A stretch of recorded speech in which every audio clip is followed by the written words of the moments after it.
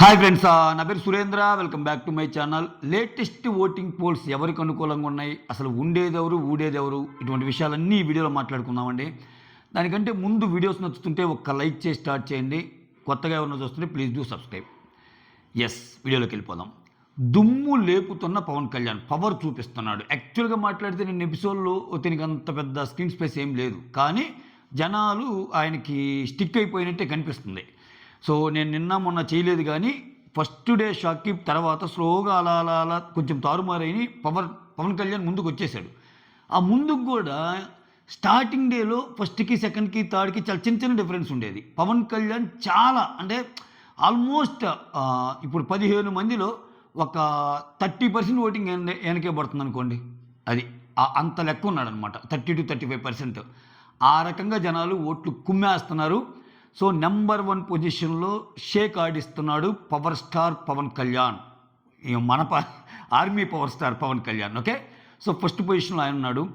Second పొజిషన్లో శ్రీజ ఉంది. శ్రీజ అనూహ్యంగా చాలా పొజిషన్స్ ముందుకు వచ్చేసింది.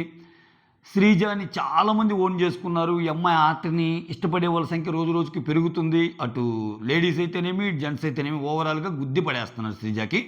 So second position Sreeja. Third పొజిషన్లో డిమాండ్ పవన్ ఉన్నాడు. ఇది నాకు ఇంకా ఆశ్చర్యం. ఈయనకి స్టార్టింగ్ నుంచి ఓటింగ్ బాగుంది, కానీ అతని గేమ్ ప్లే కానీ అతని ఇంపాక్ట్ కానీ అతనికి వచ్చే స్క్రీన్ స్పేస్ కానీ సంబంధం లేదు. ప్రాబబ్లీ లైక్ ఆయన్ని నచ్చే సెక్టార్ పీపుల్ ఒక రకంగా ఒక వర్గం పీపుల్ని ఏమన్నా ఆయన ఆకర్షించాడో లేదో చూడాలి. ఓటింగ్ పరంగా థర్డ్లో ఉన్నాడు డిమాండ్ పవన్. షకీబ్ చతికిల పడ్డాడు. ఎందుకు పెట్టా అంటే ఫస్ట్ పొజిషన్లో ఉన్న షకీబ్ 4th వచ్చాడు. అది కూడా చెప్పా కదా, చాలా మార్జిన్ తక్కువ. అంటే చాలా మార్జిన్ తక్కువ అంటే ఫస్ట్కి ఈ 4th చూసుకుంటే మార్జిన్ చాలా ఎక్కువ ఉంది. ఇతనికి చాలా తక్కువ పర్సంటేజ్ ఆఫ్ ఓట్స్తో 4thలో ఉన్నాడు. అది నేను చెప్పేది. సో ఇంకా మిగిలిన వాళ్ళ పరిస్థితి అర్థం చేసుకోండి. ఇంకా 4th పొజిషన్లో ఉండే వాళ్ళకే తక్కువ అనుకుంటే.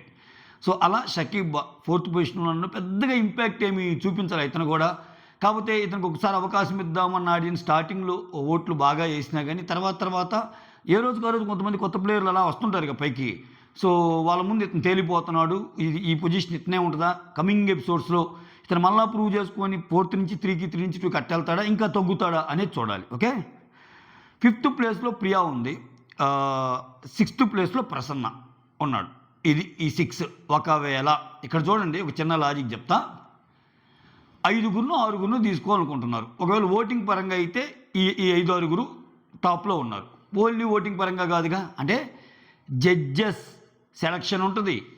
సో జడ్జెస్ సెలక్షన్ ఉంటుంది. కొంతమందినేమో వీళ్ళ ద్వారా, కొంతమందినేమో జడ్జెస్ సెలక్షన్ ద్వారా. అంటే టాప్ ఓటింగ్లో ఈ 6 ఉన్నా, ఈ 6లో కూడా ఒక 2 ఉండకపోవచ్చు.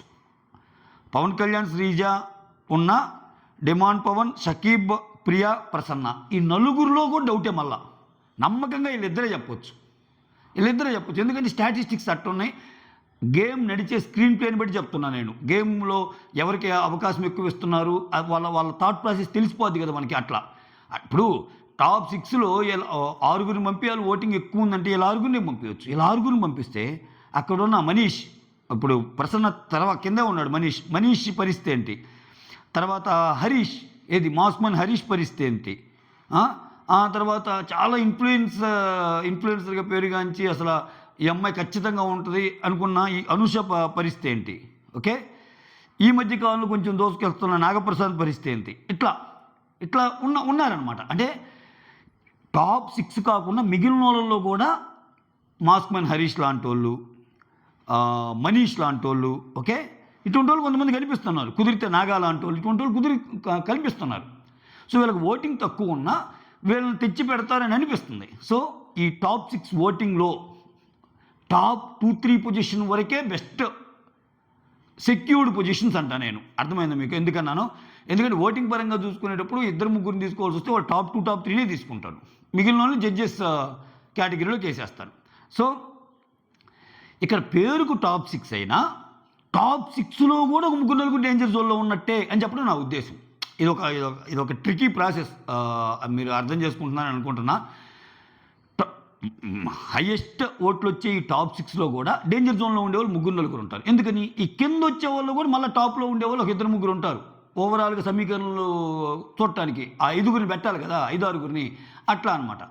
అప్పుడు ఇక్కడ టాప్ 7, టాప్ 8, టాప్ 9 ఓటింగ్ వచ్చే వాళ్ళందరూ తీసివేత కాదు, టాప్ 4, టాప్ 5, టాప్ 6 వచ్చే వాళ్ళందరికీ బెస్ట్ ఓటింగ్ పడ్డట్టు కాదు. అది ఈ టాప్ 6లో ఓన్లీ 2-3 తీసుకుంటాడు.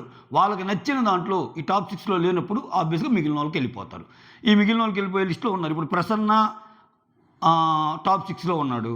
మాస్క్ మ్యాన్ హరీష్ వచ్చి టాప్ 8లో ఉన్నాడు. హరీష్ని తీసుకునే ఛాన్స్ ఎక్కువ, మాస్క్ మ్యాన్ కంటెంట్ ఎక్కువ ఇస్తాడు కాబట్టి అట్లా.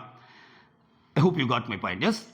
సో ప్రసన్న టాప్ 6లో ఉన్నాడు. తర్వాత మర్యాద మనీష్ టాప్ 7లో ఉన్నాడు. ఇతను ఖచ్చితంగా ఉండే అవకాశాలు ఎక్కువ, ఎందుకంటే కొంచెం కాంట్రవర్సీస్ అవుతున్నాయి ఇతని మీద. జడ్జెస్ నిన్నంతా చాలా ఇదయింది. మొన్న సరిగా అంటే ఆటతో సంబంధం లేకుండా స్క్రీన్ స్పేస్ అయితే కొల్లగొడుతున్నాడు ఆయన. అది అంటే ఏ రోజు ఎపిసోడ్ చూసినా కన్సిస్టెంట్గా ఇతనికి స్క్రీన్ స్పేస్ ఉంటుంది. ఓకేనా. సో జడ్జెస్ నచ్చిన కంటెస్టెంట్ అంటే జడ్జెస్ కూడా ఇతన్ని ప్రతిరోజు ఏదో ఒక రిమార్క్స్ ఇస్తూనే ఉన్నారు. ఇతను చూపిస్తున్నా కానీ జనాలు మెచ్చే విధంగా అతను ఆటుందా అంటే 2-3 రోజులు అసలు ఏమి లేదు.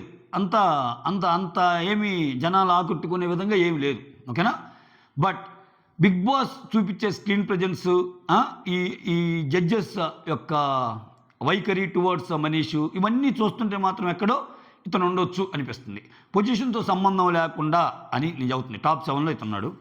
టాప్ 8 అనూష ఉంది. ఆమెకు ఆబ్వియస్గా ఆమె ఏం చూపించకపోయినా కానీ పెర్ఫార్మెన్స్ ఆమె కొంచెం చాలామందితో పోల్చుకుంటే ఆమె సెలబ్రిటీ కాబట్టి ఉండొచ్చు. యా. ఇక్కడ ఆ తర్వాత హరీష్ ఉన్నాడు, mask man top 8లో.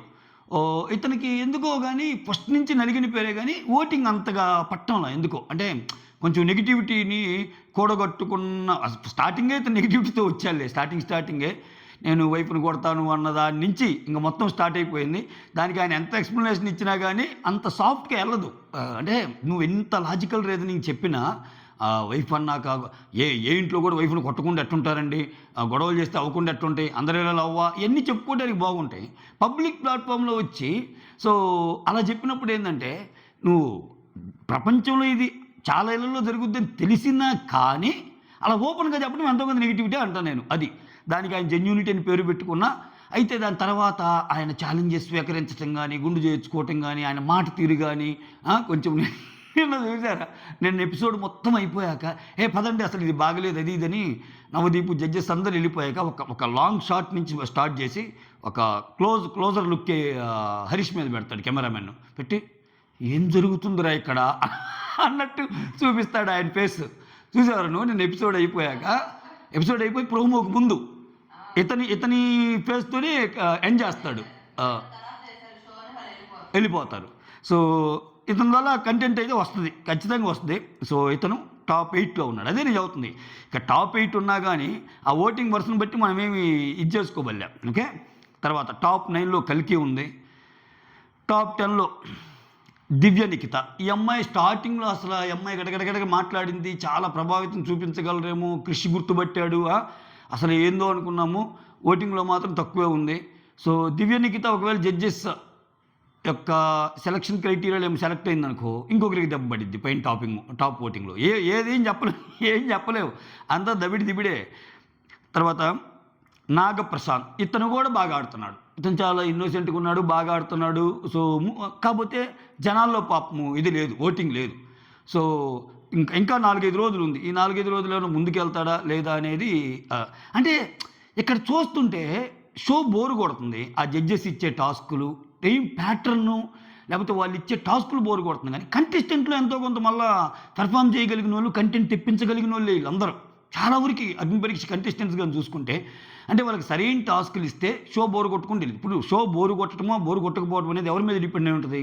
More than contestants వాళ్ళు డిజైన్ చేస్తున్న టాస్కుల మీద, వాళ్ళ జడ్జిమెంట్స్ మీద, లేకపోతే వాళ్ళు షోని తీసుకెళ్లే ఇది మీద, ఆ స్క్రీన్ ప్లే మీద డిపెండ్ అయి ఉంటుంది.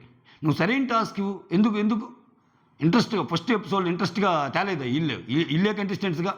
సో నాకైతే అనిపించింది అది. తర్వాత శ్రీయ, ఈ అమ్మాయి పెద్దగా ఏమీ ఇంపాక్ట్ ఏం చూపించడం లేదు, తక్కువ పడుతుంది ఓటింగు. ఆ తర్వాత దాలియా, శ్వేత, అసలు వీళ్ళిద్దరూ ఇంకా ఫస్ట్ నుంచి లాస్ట్లోనే ఉన్నారనమాట వీళ్ళు. అది మీకేమనిపించిందో కమెంట్ చేయండి. మీ ఫేవరెట్ కంటెస్టెంట్ ఎవరు?